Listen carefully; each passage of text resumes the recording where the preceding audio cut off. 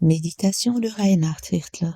Good morning and good morning. Bonjour, bonjour et bonjour. I told you yesterday that we will start with something new and I didn't know what, but now I know what. Je disais hier que nous commencerions une nouvelle lettre et je ne savais pas laquelle. Cependant, maintenant, je le sais. It is 2 Corinthians. What a great epistle Paul wrote. C'est la deuxième lettre aux Corinthiens. Paul a écrit une lettre grandiose. There are a lot of truths in that letter that I really like very much. Il y a beaucoup de vérité dans cette lettre que j'apprécie véritablement. Let's start with verse 1. From Paul to God's called ones, his church in Corinth. Commençons alors avec le premier verset. De Paul à ceux que Dieu a appelés, son Église à Corinthe. Let's remind ourselves of something really important. Souvenons-nous de quelque chose de vraiment important. The most carnal of all of the churches that Paul addressed was the church in Corinth. L'église la plus charnelle à qui Paul écrivit était l'église de Corinthe.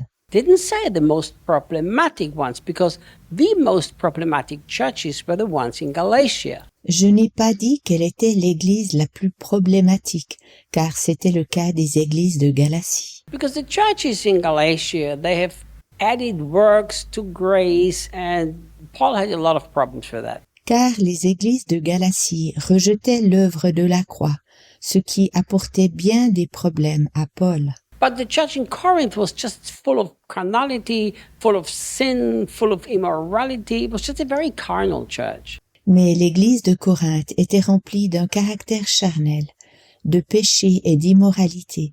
Elle était simplement une église très charnelle. Why do I mention and emphasize this? Because of the way Paul starts the letter. Pourquoi j'évoque et j'insiste là-dessus? Car j'aimerais souligner comment Paul débute la lettre. The first thing he says, I'm writing to the called one.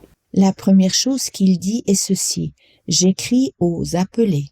In other words, even if you don't live your Christian life the way you're supposed to be, you're still called by God. En d'autres mots, même si tu ne vis pas ta vie chrétienne comme tu devrais le faire, tu es cependant appelé par Dieu. Christian must learn to embrace or combine two very important truths.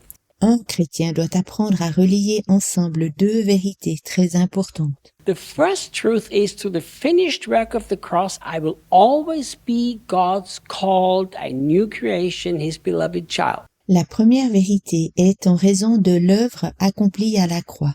Je serai toujours un appelé de Dieu, une nouvelle créature, et son enfant bien-aimé. I will always be loved completely, unconditionally, which does not mean that my life is also pleasing to God. Deuxièmement, quand bien même je serai toujours parfaitement aimé et sans condition, cela ne signifie pas que ma vie plaise à Dieu. This is something very difficult for human beings to reconcile because usually when a child is completely displeasing to the father doesn't love this child unconditionally anymore. Pour nous humains, c'est très difficile de concevoir cela, car lorsqu'un enfant fait ce qui déplaît totalement à son père, normalement son père ne l'aime plus inconditionnellement. But God is not a human father. God is the absolute perfect father from heaven who is very different. Mais Dieu n'est pas un père humain. Dieu est un père céleste parfait, qui est tout différent. So remember, the Corinthians did not live a life pleasing to God, and yet they were still God's called people. C'est pourquoi pense au fait que les Corinthiens ne menaient pas une vie qui plaisait à Dieu. Malgré tout, ils étaient appelés par Dieu. And then he says, his church in Corinth. Il dit ensuite son église à Corinthe. Paul had a very clear and strong understanding that the church doesn't belong to anybody but Jesus. Paul comprenait très clairement et distinctement que l'église n'appartenait à personne d'autre qu'à Jésus. You study the book of Ephesians, and if you study the book of Colossians, it's very clear. Jesus is the head of the church, and Paul trusted Jesus for the church. Lorsque tu étudies les lettres aux Éphésiens et aux Colossiens, il est très clair que Jésus est la tête de l'Église et que Paul faisait confiance à Jésus concernant l'Église. See, Paul told the Philippians, I'm totally confident that the one who started the good work in you, he's going to complete it. Paul dit aux Philippiens, Je suis convaincu que celui qui a commencé en vous cette bonne œuvre l'achèvera parfaitement. Paul told the Colossians that the head is the one who nourishes the whole church. That's what Jesus does, and I trust him for that. Paul dit aux Colossiens que la tête nourrit toute l'Église. Jésus faisait exactement ceci, et Paul lui faisait confiance. Paul, throughout the whole New Testament, he saw himself as a tool in the hand of Jesus, a co-worker with Jesus, never the one who is responsible for the church. Dans tout le Nouveau Testament, Paul se voit comme un instrument dans la main de Jésus, comme collaborateur de Jésus, et jamais comme celui qui est responsable de l'Église. And this is such an important thing to understand. There's a huge difference if the church belongs to Jesus and I care for her because Jesus cares for her, or I'm responsible for her. C'est si important de comprendre ceci.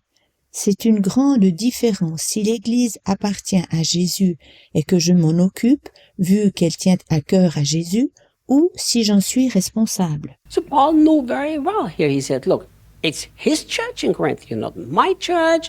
You don't belong to me. I don't have any ownership. Paul en était bien conscient. C'est son Église à Corinthe.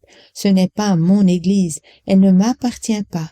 Je ne suis pas le propriétaire. And then he says, I have been chosen by Jesus Christ to be his apostle according to God's perfect plan.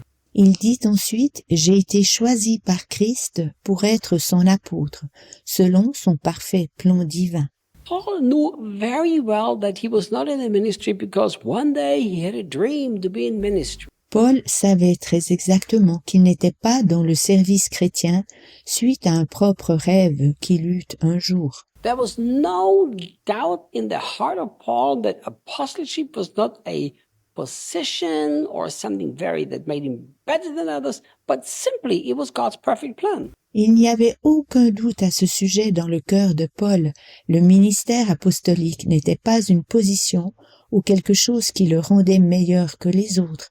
Au contraire, c'était le parfait plan divin. I had a Bible school teacher in 82 that I liked very much. She was very provocative, but a very serious man of God. J'avais un enseignant à l'école biblique en 1982 que j'aimais bien. Il était très provocateur, mais en même temps un homme de Dieu très sérieux. Like not provoking in the sense of I like to provoke, but it just he said things that cut you through the heart and challenged you to provoke you to think. Pas provocateur dans le sens de provoquer volontairement. Au contraire, que ses paroles pénétraient dans le cœur, nous défiant et nous poussant à la réflexion. And here is what he said one day. He said, if everybody who got called to the ministry would be in the ministry, and everybody who got did not called to the ministry, but is in the ministry, would be out of the ministry, the church would be much better. Il dit un jour ce qui suit. Si tous ceux que Dieu a appelés dans le ministère chrétien étaient dans le service, et si tous ceux qui ne sont pas appelés dans le service n'y étaient plus, l'Église serait en bien meilleur état.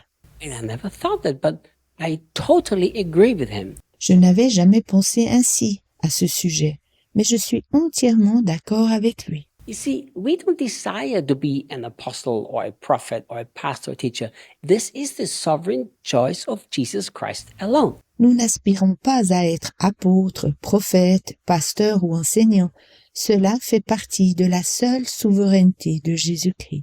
What you need to desire is intimacy with Jesus. Ce à quoi tu dois aspirer, ce qui devrait être ton vœu, ton désir, c'est l'intimité avec Jésus. What you need to desire is to share the love of Jesus every place you go. Ce à quoi tu dois aspirer, c'est de partager l'amour de Jésus partout où tu vas. Jesus himself decides who is an apostle, who is a prophet, who is a pastor, who is an evangelist, who is a teacher, and that needs to be clear in your heart. Jésus seul décide qui est apôtre, qui est prophète, pasteur, évangéliste ou enseignant. Cela doit être très clair dans ton cœur. So Paul simply understood, look, it's the perfect plan of God. All I have to do is obey him. That's nothing to do with me, really. Paul comprenait, c'est le parfait plan divin.